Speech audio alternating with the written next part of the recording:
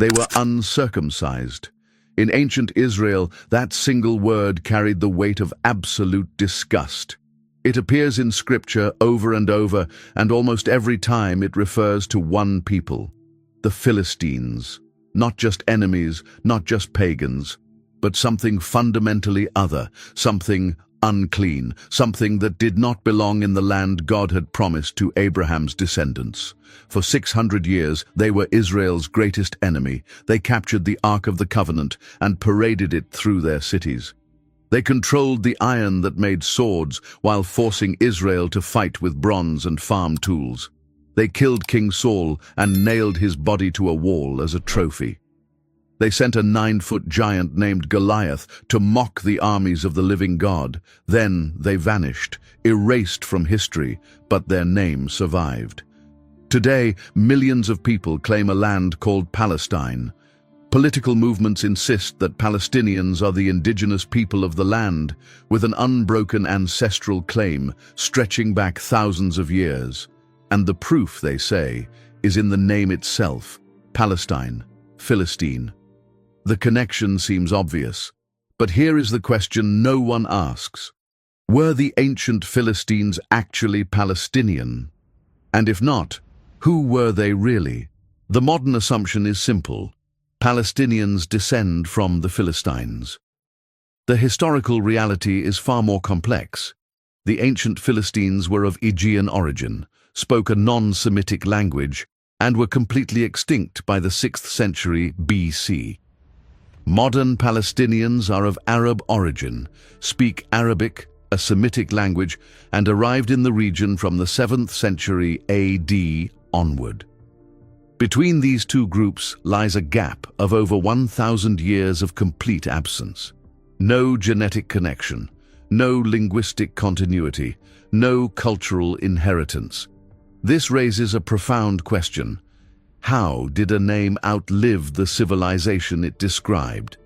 To answer that, we must go back to the beginning. We must understand who the Philistines actually were, where they came from, and why they became Israel's most persistent threat.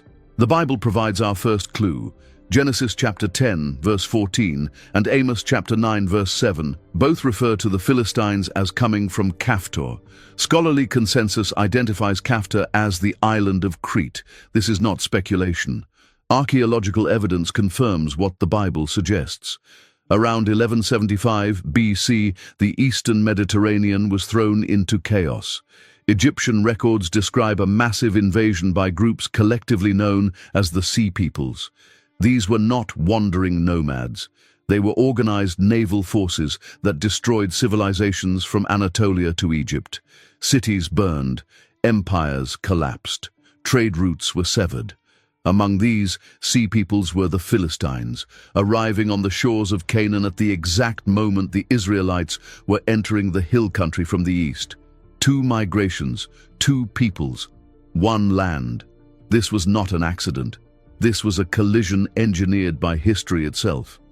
The Philistines settled along the coastal plain, establishing 5 fortified cities. The Israelites moved into the highlands, claiming the inheritance God had promised to Abraham. From that moment, conflict was inevitable. But to understand why this particular group became Israel's nemesis, we must look at what they brought with them. The Philistines were not Canaanites. Their pottery styles match those of the Mycenaean and Minoan cultures of the Aegean, not the local Canaanite designs. Their architecture reveals hearth-centered homes typical of Greek construction, not the courtyard-style dwellings common among Semitic peoples. Even their names betray foreign origins: Goliath, Achish, Dagon. These are not Hebrew or Canaanite names. They are linguistic echoes of a distant homeland across the sea. The Philistines were foreigners, Europeans, invaders. They organized themselves into a pentapolis, 5 independent city-states: Gaza, Ashkelon, Ashdod, Ekron, and Gath. Each city was ruled by a lord, a seren in Hebrew, a unique political structure unlike anything else in Canaan. These cities were strategically positioned to control coastal trade routes, ensuring access to both Egypt in the south and Mesopotamia in the north. This was not a wandering tribe struggling for survival. This was an empire in miniature, organized, fortified, and determined to dominate. Their religion reflected their foreign origins. They worshipped Dagon, a deity associated with grain but also linked to storm and war. They venerated Baal-zebub, later mocked by the Israelites as the Lord of the Flies. Archaeological evidence suggests temple prostitution and possibly human sacrifice. These were not the gods of Canaan. These were gods brought from across the sea, alien deities that represented everything Israel's covenant with Yahweh stood against. But the Philistines possessed something far more dangerous than foreign gods. They controlled iron. 1 Samuel chapter 13 verses 19 through 22 reveals a chilling reality. Not a blacksmith could be found in the whole land of Israel, because the Philistines had said, "Otherwise the Hebrews will make swords or spears." So all Israel went down to the Philistines to have their plow points, mattocks, axes, and sickles sharpened. On the day of battle, not a soldier with Saul and Jonathan had a sword or spear in his hand. Only Saul and his son Jonathan had them. This was technological suppression. The Philistines monopolized iron production, forcing the Israelites to remain dependent on bronze, an inferior metal. Iron weapons were harder, sharper, and more durable than bronze. Iron plows transformed agriculture, increasing crop yields and economic stability.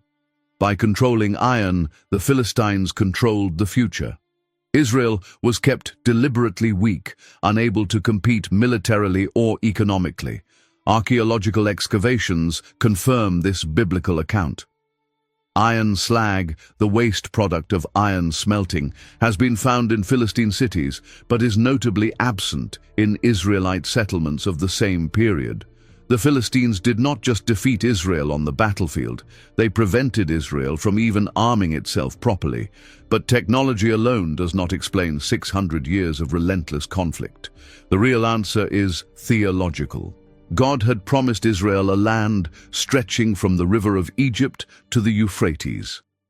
The Philistines occupied the coastal plain, a critical portion of that promised territory. This was not merely political rivalry, this was covenant obstruction. The presence of the Philistines directly challenged God's promise to Abraham, Isaac, and Jacob. As long as they remained, Israel's possession of the land remained incomplete. The most dramatic illustration of this theological collision occurs in 1 Samuel chapters 4 through 6. The Israelites, desperate for victory, bring the Ark of the Covenant into battle against the Philistines. The Philistines capture it, carrying it to the temple of Dagon in Ashdod. The next morning, Dagon's statue has fallen face down before the Ark. They set it upright. The following morning, Dagon has fallen again, this time with his head and hands broken off. The Philistines are struck with tumors and plagues. Terrified, they return the Ark to Israel with guilt offerings. This narrative reveals something essential. Even Philistine gods could not stand before Yahweh. The conflict was not just about land or military dominance. It was about which deity would rule Canaan. Would it be Yahweh, the God of Israel, or the foreign gods brought by invaders from the sea? Every major Israelite leader was defined by Philistine conflict. Samson spent his life in personal vendetta against them, climaxing in his death when he brought down the temple of Dagon. Saul died fighting them on Mount Gilboa, his body displayed on the walls of Beth-shan as a trophy. David rose to power by defeating Goliath, the Philistine champion. The pattern is unmistakable. This was not about land. This was about who would rule Canaan, Yahweh, or the gods of the sea. The Moabites seduced Israel through religion, inviting them to worship Baal of Peor. The Philistines used a different strategy. They seduced Israel through culture and beauty. Different methods, same goal, to compromise Israel's covenant with God. And no one illustrates this better than Samson. Judges chapter 14 introduces Samson's first Philistine woman. He went down to Timnah and saw a young Philistine woman. When he returned, he said to his father and mother, "I have seen a Philistine woman in Timnah.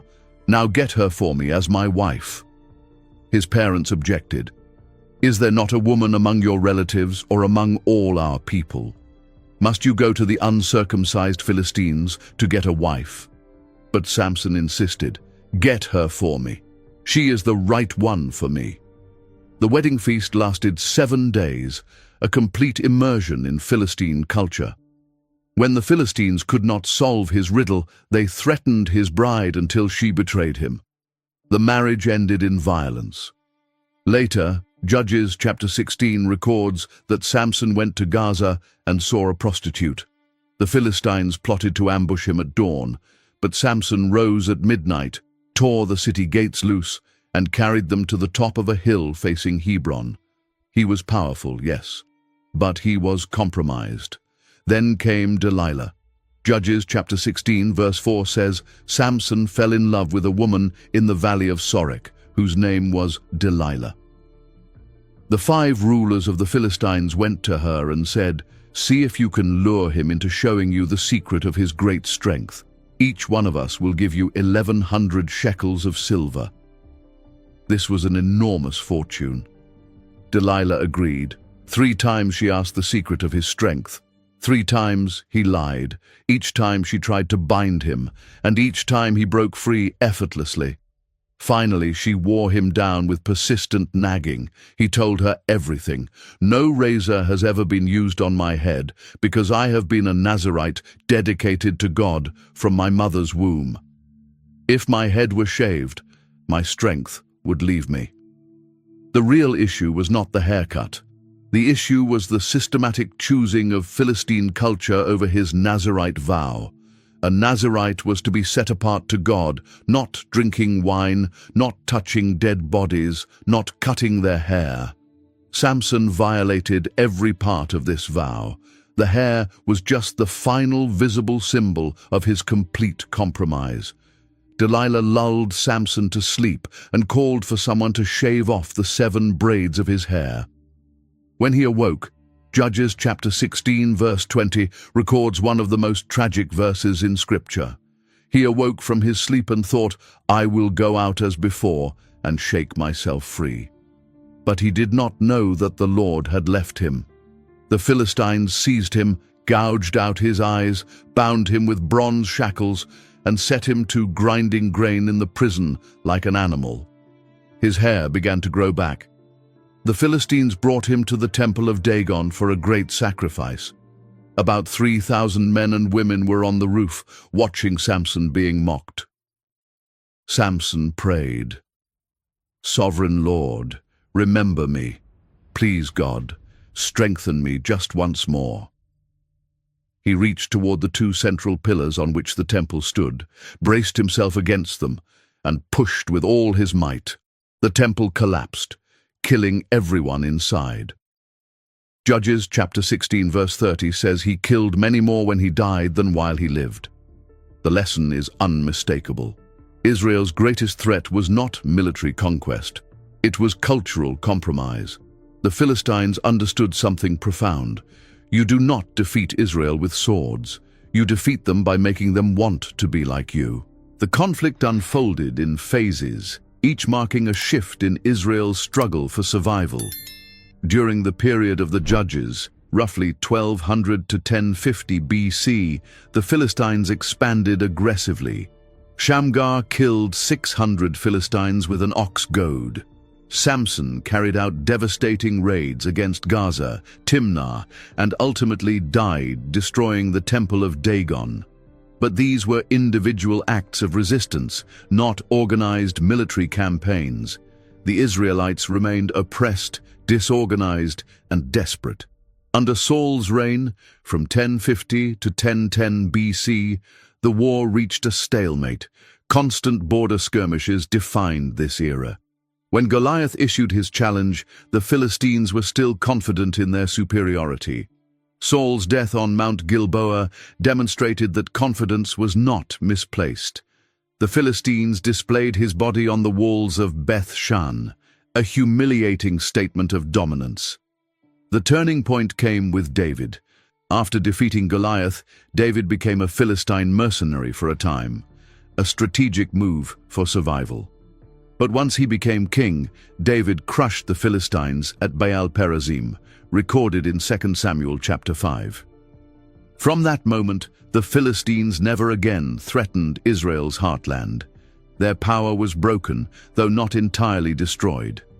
From 970 to 586 BC, the Philistines declined steadily.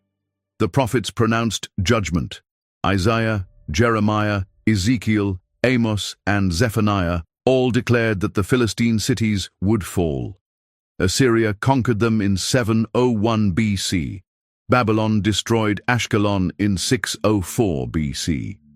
By the time of the Babylonian exile, the Philistines had been absorbed culturally, their identity dissolving into the surrounding populations. Three forces combined to erase the Philistines from history. The first was military annihilation. The Assyrian Empire devastated Philistine cities in 701 BC under Sennacherib. Babylon completed the destruction in 604 BC when Nebuchadnezzar destroyed Ashkelon and deported its survivors. The Philistine military capacity was obliterated. The second force was cultural absorption. By 600 BC, no Philistine inscriptions appear in the archaeological record. Their language disappeared entirely. Pottery traditions that had been distinctly Aegean for centuries began merging with Canaanite and Judean styles. Intermarriage, economic integration, and the loss of political independence erased their cultural distinctiveness. The third force was prophetic fulfillment. Zephaniah chapter 2 verses 4 through 7 declared that Gaza would be abandoned and Ashkelon left in ruins.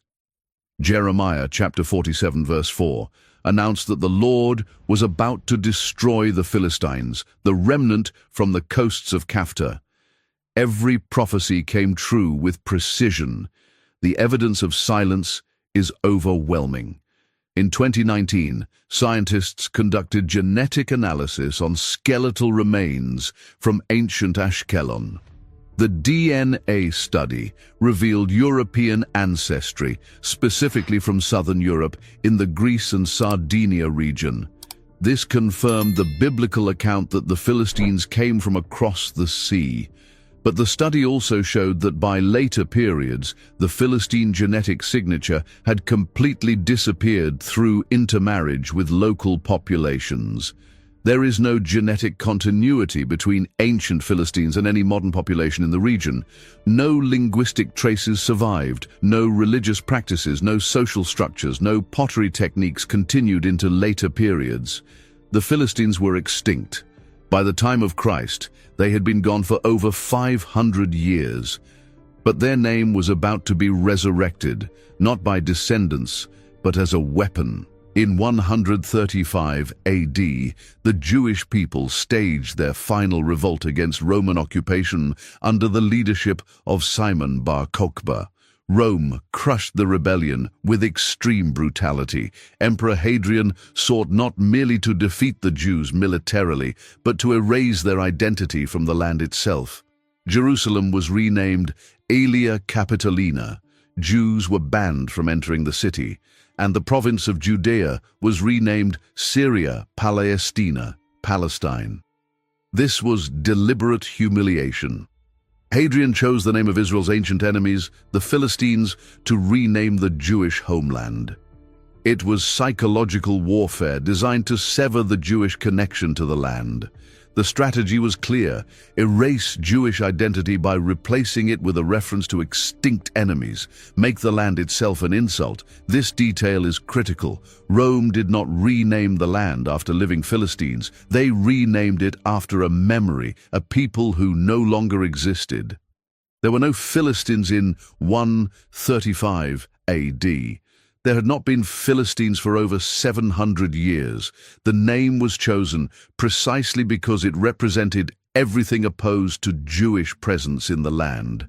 It was a curse disguised as geography. Modern Palestinians are not Philistines. This is not a political statement. It is historical fact. Palestinians are ethnically Arab, descendants of peoples who migrated from the Arabian Peninsula beginning in the 7th century AD. They speak Arabic, a Semitic language, from an entirely different language family than the Philistines spoke. Their religious identity is primarily Muslim, with some Christian minorities, reflecting the Arab Islamic conquests that began in 636 AD. Their cultural practices, cuisine, music, and social structures are Arab, not Aegean. The timeline proves the disconnect. The ancient Philistines existed from 1175 BC to 600 BC, after which they were extinct. Rome renamed Judea to Palestine in 135 AD, 600 years after the Philistines had disappeared. The Arab conquest occurred in 636 AD, 1200 years after the Philistine extinction. Modern Palestinian national identity emerged in the 20th century as a political movement, not as an ancestral claim. Scholars across the ideological spectrum confirm this. There is no genetic link between ancient Philistine remains and modern Palestinians. DNA analysis of Philistine skeletons shows Aegean ancestry, not Semitic. The name Palestine is a geographical term imposed by Rome, not an ethnic or ancestral identity. Modern Palestinians are Arabs who adopted a Roman geographical label. This does not diminish their humanity or their connection to the land over recent centuries. It simply clarifies that the name they bear has no ethnic or ancestral connection to the ancient Philistines. The strategic use of the name Palestine today mirrors the original Philistine conflict in striking ways. Political movements claim that Palestinians are indigenous and Israelis are colonizers. The claim rests heavily on the name Palestine as proof of ancient roots. But that name itself was imposed by colonizers, the Romans, specifically to erase Jewish identity from the land. The ancient Philistines invaded from the sea. They were not indigenous to Canaan. They fought for centuries to prevent Israel's possession of the land God had promised. They were ultimately destroyed, erased by the very prophecies they sought to defy. The modern use of their name continues the same objective, denying the Jewish claim to the land. This raises a question that cannot be ignored. If God erased the actual Philistines for opposing his covenant people, what does it mean that their name, only their name, has been resurrected to oppose Israel again? The Philistines brought iron and foreign gods. They built fortified cities and organized armies. They controlled trade routes and possessed superior technology. None of it saved them. They were erased because they stood in the way of a promise God intended to keep. The Philistines came from the sea with iron and strange gods. God erased them, but their name lived on, not in descendants, but in a Roman insult. Today, that insult is used in the same battle the original Philistines lost, the battle over who has the right to the land God promised to Israel. The Philistines are gone, the promise remains, and history has already shown us which one lasts. Now I want to hear from you. Do you believe there is a prophetic significance to the name Palestine being used against Israel today, or is this simply a coincidence of history? Drop your thoughts in the comments below. This is a conversation the church needs to have. If this investigation challenged what you thought you knew about history, subscribe to this channel and hit the notification bell. The truth is buried in scripture and history, and we are here to uncover it, one mystery at a time. We will see you in the next revelation.